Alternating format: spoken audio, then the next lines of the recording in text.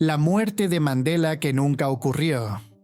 En los archivos más extraños de la historia reciente hay una muerte que jamás sucedió, pero que millones de personas aseguran haber presenciado. No figura en certificados oficiales ni en obituarios, y sin embargo, está grabada en la memoria colectiva con la nitidez de un noticiario en prime time. Es el caso de la muerte de Nelson Mandela en prisión en los años 80, un fallecimiento que, según todos los registros históricos, nunca tuvo lugar. El expediente arranca en 2009. La investigadora paranormal Fiona Broom asiste a una conferencia y en una charla informal menciona como hecho consumado que Mandela murió en la cárcel en esa década. Lo inquietante no es su comentario, sino la reacción. Varios asistentes la respaldan. Recuerdan lo mismo con detalles precisos. Noticiarios anunciando su muerte, un funeral televisado, disturbios en Sudáfrica y discursos lacrimógenos de su viuda, Winnie Mandela. Algunos evocan conversaciones familiares o clases escolares sobre las repercusiones en el apartheid. No son impresiones vagas, son relatos vívidos, con fechas y emociones concretas. Solo un detalle: Nelson Mandela no estaba muerto. Los hechos documentados son claros. Liberado en 1990, negocia el fin del apartheid y preside Sudáfrica de 1994 a 1999, todo cubierto por medios globales. Dos líneas de tiempo chocan, la oficial y la que vive en miles de mentes. Broom lo etiqueta como efecto Mandela y abre un sitio web para recopilar casos similares. Miles responden con relatos coherentes. Anuncios oficiales, luto internacional, consecuencias políticas imaginadas. La coherencia es lo perturbador. Comparten estructura narrativa como un guión colectivo. Este caso fundacional abre una grieta en la memoria humana. ¿Puede lo colectivo equivocarse sistemáticamente sobre hechos centrales, sintiéndose más real que la evidencia? Como veremos en los expedientes siguientes, esa grieta se extiende a cuentos, canciones y mapas que millones juran haber visto, pero que los archivos desmienten. El espejo que cambió sus palabras. Espejito, espejito que jamás se dijo. Si el primer expediente nos mostró cómo un hecho histórico central puede desdibujarse en la memoria colectiva, el siguiente revela que ni siquiera las palabras de un cuento infantil escapan a esa distorsión. En los archivos de la cultura popular hay una frase que millones repiten como un mantra de la infancia, pero que, según las cintas originales, nunca se pronunció. Es el caso del espejo de Blancanieves, donde la reina malvada supuestamente pregunta: «Espejito, espejito en la pared, ¿quién es la más bella del reino?». Un eco que resuena en parodias, mercancía y recuerdos familiares, pero que choca con lo documentado. El expediente se desempaqueta en 2012, cuando foros en línea comienzan a bullir con una anomalía simple. Gente citando la película animada de Disney de 1937, y al verificar, descubriendo que la reina no dice «espejito, espejito». En su lugar, las palabras grabadas son «espejo mágico en la pared, ¿quién es la más bella del reino?». La discrepancia no pasa desapercibida. Miles de usuarios de distintas edades y países reaccionan con incredulidad. Aseguran haber visto la versión repetitiva en su infancia, en sesiones de cine familiar o en VHS rayados. No es un recuerdo borroso, es vívido, con la voz de la reina, grave, hipnótica, repitiendo espejito como un conjuro rítmico. El patrón se repite: detalles compartidos, confianza absoluta y una realidad documentada que parece alterada. Como veremos en los casos siguientes, esta grieta no se limita a dibujos animados. Alcanza libros infantiles, himnos rockeros y hasta eventos que definieron siglos. El apellido imposible. Del Berenstein infantil al Berenstein, que siempre estuvo ahí. Si los casos anteriores nos llevaron de la historia a la ficción animada, este expediente nos sumerge en el mundo de los libros infantiles, donde un simple apellido familiar se convierte en un laberinto de discrepancias ortográficas. Millones de lectores que crecieron con una serie de osos entrañables recuerdan un nombre que, según los estantes y catálogos, nunca existió. Es el caso de los Berenstein Bears, que para tantos se escribía Berenstein, con E, grabado en portadas, pronunciaciones y discusiones familiares. Un detalle que parece trivial, pero que revela grietas profundas en la memoria compartida. El expediente se activa en los años 80 y 90, cuando generaciones enteras de niños hojean estos libros educativos sobre valores y aventuras. Según testimonios recopilados en foros y encuestas, alrededor del 70% de quienes los leyeron de pequeños aseguran haber visto Berenstein en las cubiertas. La E mayúscula en el medio, pronunciada como Berenstein, con un eco judío que Stan y Jan Berenstein, los autores, usaban en sus firmas. Adultos describen correcciones a amigos que lo decían mal, o argumentos con sus propios hijos al hojear ediciones modernas. No es un recuerdo abstracto, es táctil. El tacto del papel, el olor de las páginas, la E que saltaba a la vista en ilustraciones coloridas de osos en bosques. Incluso la evidencia física parece traicionada por el recuerdo. Quienes poseen colecciones antiguas juran que cambiaron, pero inspecciones revelan la A intacta. Este caso se erige como referente en estudios del efecto Mandela porque toca un recuerdo de infancia que se siente inquebrantable, más real que los hechos documentados. Sugiere que la memoria colectiva puede reescribir detalles permanentes, haciendo que lo psicológico eclipse lo histórico. La grieta se ensancha, de nombres literarios a melodías que definieron eras. Como veremos a continuación, hasta los himnos del rock sucumben a esta distorsión invisible. El final perdido de Queen, el Of the World que medio planeta oye pero no existe, de los libros. Infantiles pasamos ahora a los himnos del rock, donde un cierre triunfal que millones corearon en estadios y radios parece evaporarse en las grabaciones originales. En los archivos sonoros de la cultura popular hay un final que resuena en películas, celebraciones deportivas y parodias, pero que, según las pistas de estudio, nunca se grabó.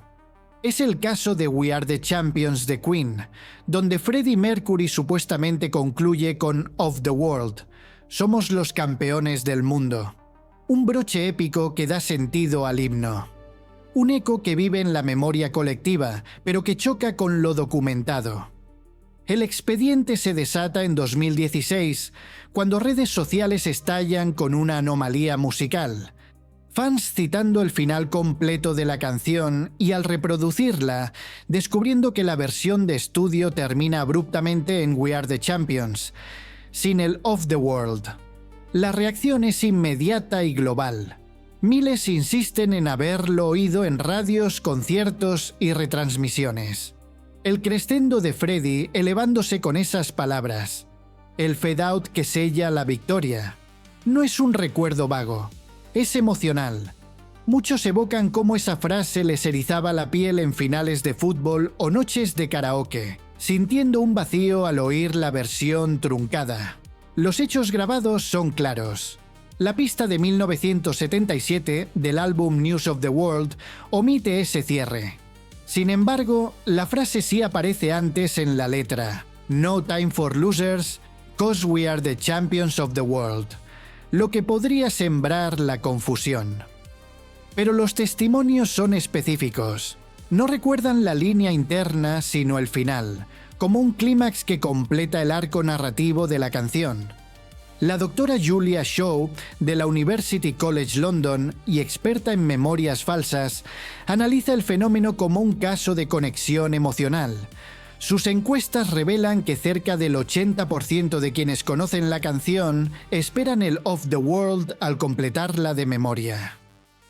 Muchos describen decepción al oír el corte real, como si faltara un pulmón vital. Lo intrigante es el impacto cultural. Películas, anuncios y shows usan la versión extendida, creando un bucle donde el error se normaliza. Incluso en actuaciones en vivo, Freddie improvisaba cierres similares, pero las grabaciones de estudio, las que definen el canon, lo excluyen. La distorsión persiste. De melodías rockeras a tragedias históricas. Como veremos, hasta los coches presidenciales acumulan pasajeros fantasma en el recuerdo colectivo. El coche de JFK que ganó pasajeros con el tiempo. De los himnos rockeros, saltamos a una de las tragedias más grabadas del siglo XX, donde un vehículo presidencial parece multiplicar ocupantes en la memoria colectiva. En los archivos visuales de la historia hay una limusina que millones reconstruyen con menos testigos de los que las cintas muestran. Como si el trauma hubiera simplificado la escena para enfatizar lo central. Es el caso del asesinato de JFK en Dallas, donde el Bura recuerdo popular sitúa a Kennedy y su esposa en un descapotable de 4 plazas, con solo 2 figuras al frente. Un marco íntimo que choca con la evidencia fílmica. El expediente se reactiva en discusiones en línea sobre el suceso de 1963, cuando espectadores revisan el famoso filme Zapruder y notan la anomalía. No 4, sino 6 ocupantes en la limusina. Kennedy y Jackie atrás, el gobernador de Texas, John Connally, y su esposa Nellie a su lado, más el conductor, Roy Kellerman, y el agente Clint Hill al frente. Las fotografías y testimonios corroboran esta configuración, pero miles reaccionan con sorpresa. Su imagen mental es de un coche más pequeño, enfocado en la pareja presidencial, con agentes periféricos borrosos o ausentes. No es confusión abstracta. Muchos evocan documentales, noticias y recreaciones que mostraban solo 4, como si el resto se hubiera evaporado en el recuerdo. El Dr. James Lampkin, de la University of Arkansas y especialista en distorsiones de eventos históricos, lo disecciona como un caso complejo de memoria falsa. Sus estudios revelan que cerca del 40% de estadounidenses mayores de 50 años describen inicialmente 4 ocupantes de memoria, corrigiendo solo al ver el filme. Insisten en que su versión se siente más precisa, más dramática, con el foco en el caos inmediato del tiroteo. La coherencia es inquietante.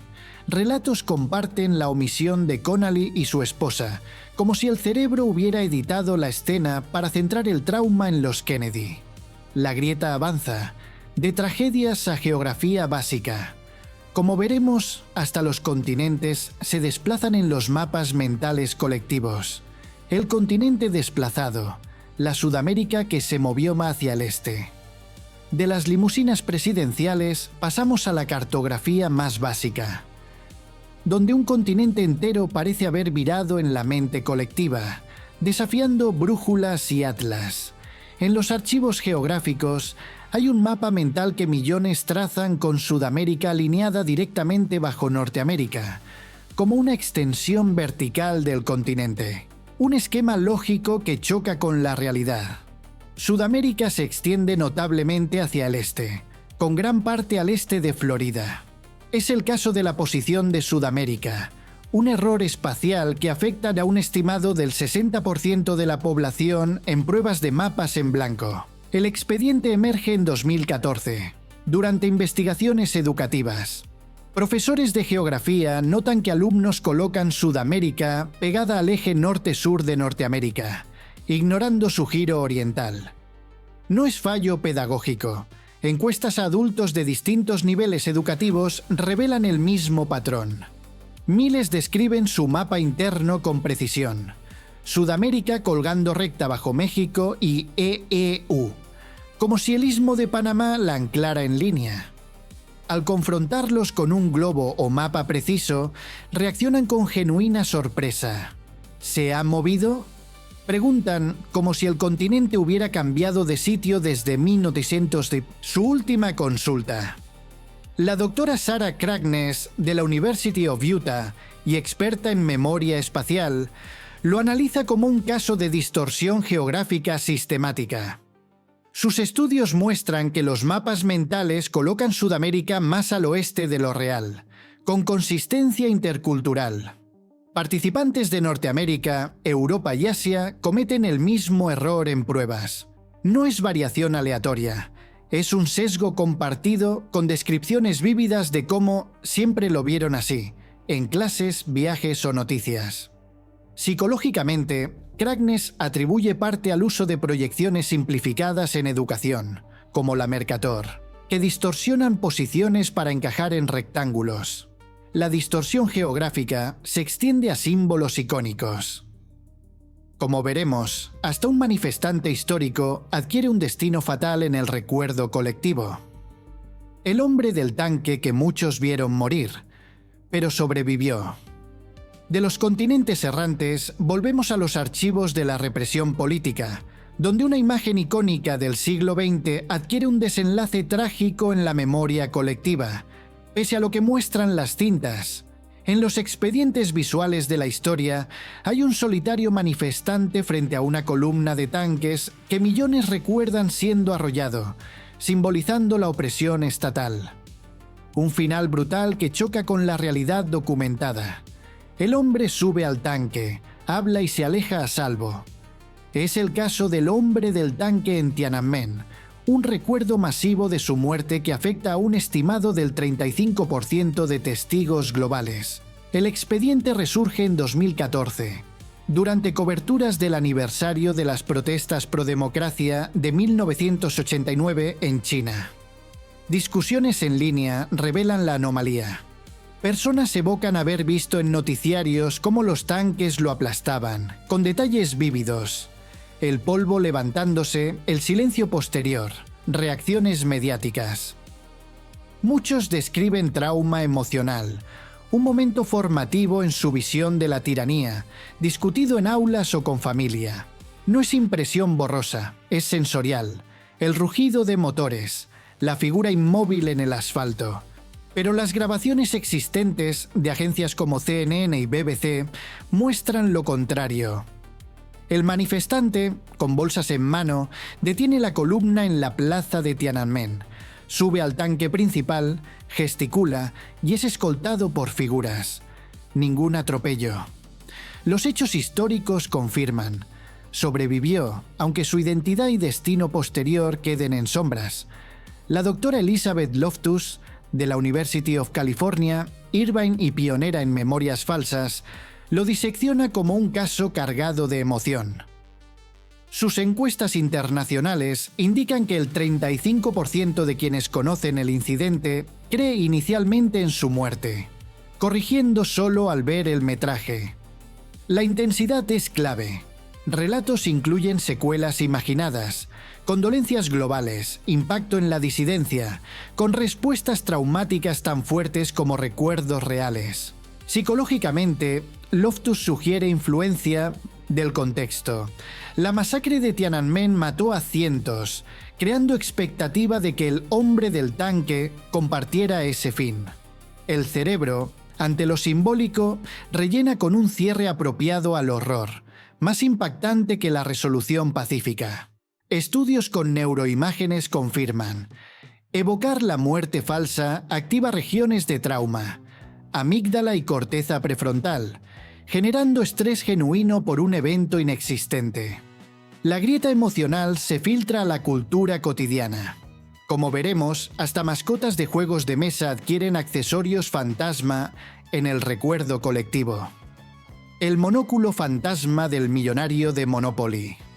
De las imágenes políticas pasamos a los tableros de juegos familiares, donde un detalle elegante en un personaje icónico parece materializarse en la memoria colectiva, pese a ausentarse en todos los diseños oficiales.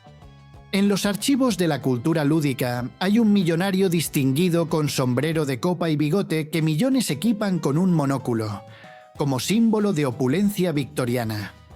Un accesorio que resuena en disfraces, parodias y recuerdos de partidas nocturnas, pero que, según las ediciones, nunca existió.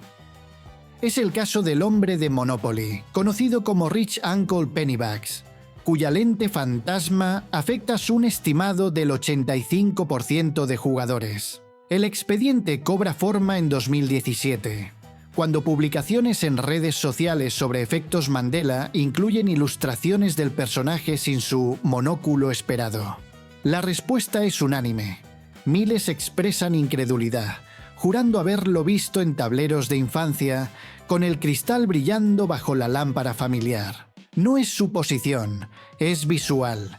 El monóculo ajustado al ojo derecho, el reflejo en el metal, detalles que se asocian a sesiones de juego con risas y estrategias. Adultos evocan cómo ese toque lo hacía más aristocrático, más rico de verdad. Pero los registros de Hasbro y Parker Brothers son categóricos. Desde 1935, en sus 85 años de historia, el diseño de Pennybags ha sido consistente. Sombrero, frac, bigote, pero sin monóculo. Ninguna edición antigua, empaque o promoción lo incluye. Es como si la memoria hubiera añadido un rasgo para completar la imagen de riqueza, inspirado quizás en Mr. Peanut de Planters, que sí lo lleva. Pero los testimonios son específicos.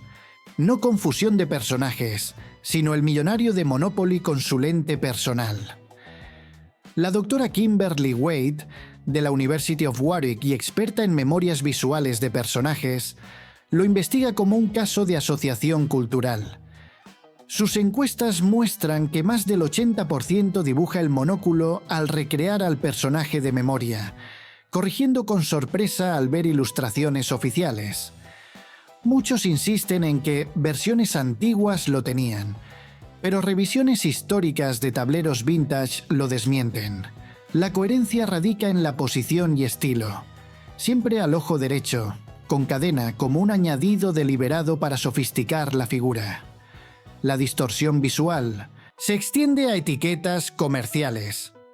Como veremos, hasta logotipos de ropa acumulan elementos cornucópicos en el recuerdo colectivo. El cuerno de la abundancia que Fruit of the Loom jamás dibujó.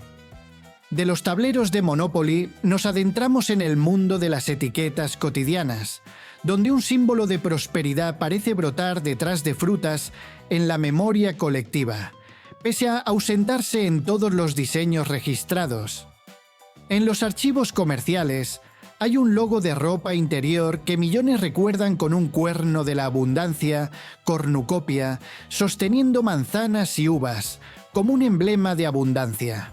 Un detalle que evoca lecciones infantiles sobre mitología, pero que, según marcas y archivos, nunca formó parte. Es el caso de Fruit of the Loom, cuya cornucopia fantasma afecta a un estimado del 70% de consumidores. El expediente se desenvuelve en 2019, cuando debates en línea sobre discrepancias culturales revelan la anomalía. Personas describen el logo de su infancia con un cuerno marrón, trenzado, derramando frutas desde detrás. No es vago, es táctil. El roce de la etiqueta en la ropa, el color terroso del cuerno inclinado. ¿Cómo aprendieron la palabra cornucopia? Precisamente de esa imagen mientras se vestían. Miles evocan momentos educativos. Padres explicando el símbolo de Thanksgiving, o el logo como lección de historia romana en etiquetas desgastadas. Pero los registros de la compañía, fundada en 1851, son inequívocos. En sus 170 años, el logo ha variado solo en arreglos de frutas, manzana, uva, hoja, sin cuerno alguno.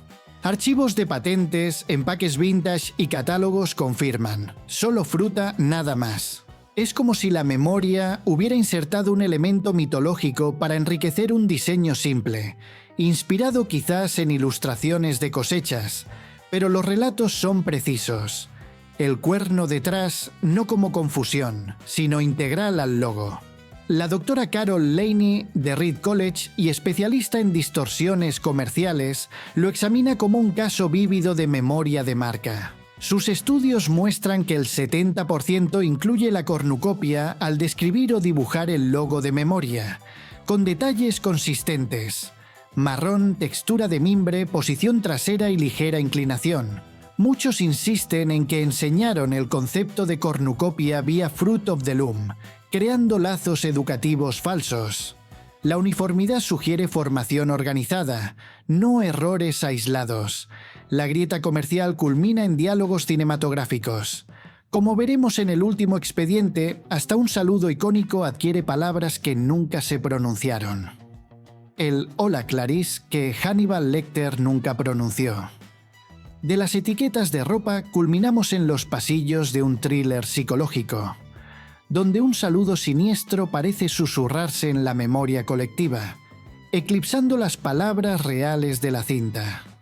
En los archivos del cine de terror hay una frase que millones citan como apertura legendaria de un caníbal refinado, referenciada en 1900, parodias, disfraces y cultura pop. Un eco que resuena con la voz de Anthony Hopkins, pero que, según el guión y la grabación, nunca salió de sus labios. Es el caso del "Hello Clarice" en El silencio de los corderos, un diálogo fantasma que afecta a un estimado del 75% de espectadores. El expediente se desata en 2018 durante trivias cinematográficas en línea. Fans recitan el encuentro inicial entre Hannibal Lecter y Clarice Starling, y al verificar la escena de 1991 descubren la discrepancia. No "Hello Clarice", con su tono casual, casi juguetón, sino "Good evening Clarice", formal y gélido. La reacción es visceral. Miles insisten en haber oído el saludo informal en la celda, con Hopkins inclinándose tras los barrotes. La pausa dramática antes del nombre. No es cita abstracta, es auditiva. La entonación precisa, el eco en la prisión. Cómo esa frase les heló la sangre en sesiones nocturnas o visionados repetidos. Los hechos fílmicos son claros. El director Jonathan Demme y el guión de Ted Talley optaron por "Good evening" para enfatizar la cortesía siniestra de Lecter. Ninguna toma alternativa.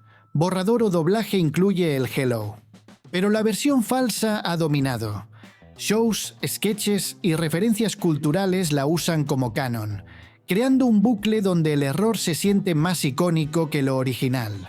La doctora Lynn Nadel, de la University of Arizona y experta en memoria emocional, lo analiza como un caso de diálogo alterado por expectativa. Sus encuestas revelan que más del 70% cita inicialmente "Hello Clarice" de memoria, corrigiendo con sorpresa al ver la escena. Muchos evocan no solo las palabras, sino la entrega de Hopkins, el susurro, la sonrisa sutil, detalles que sugieren recuerdos audiovisuales detallados de un guión inexistente. Con este 10º caso, el patrón se cierra. Discrepancias que no son errores aislados, sino un tejido de memorias compartidas que desafían la evidencia. Pero, ¿qué significa esto para la verdad colectiva? Lo exploraremos en el cierre. Estos 10 expedientes documentados, desde la muerte inexistente de un líder hasta un saludo cinematográfico que nunca se pronunció, no representan meros lapsus individuales ni fallos de atención. Constituyen evidencia de un fenómeno sistemático. Memorias falsas compartidas por millones, que se manifiestan con una consistencia y carga emocional que las hace indistinguibles de los hechos históricos.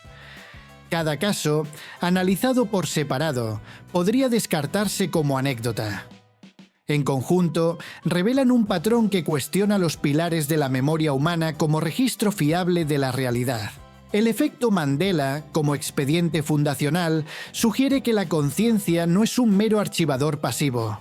Activamente construye narrativas, influida por su gestión social, expectativas psicológicas o factores aún no identificados.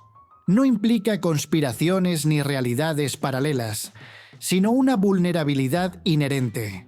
Lo que sentimos como real puede divergir sistemáticamente de lo verificable. Estos casos demuestran que la relación entre memoria y realidad es compleja, frágil y merecedora de escrutinio continuo. Quizás la mayor revelación no radica en las discrepancias mismas, sino en su persistencia. Pruebas de que la mente humana, en su búsqueda de sentido, a menudo forja verdades alternativas más convincentes que los hechos puros.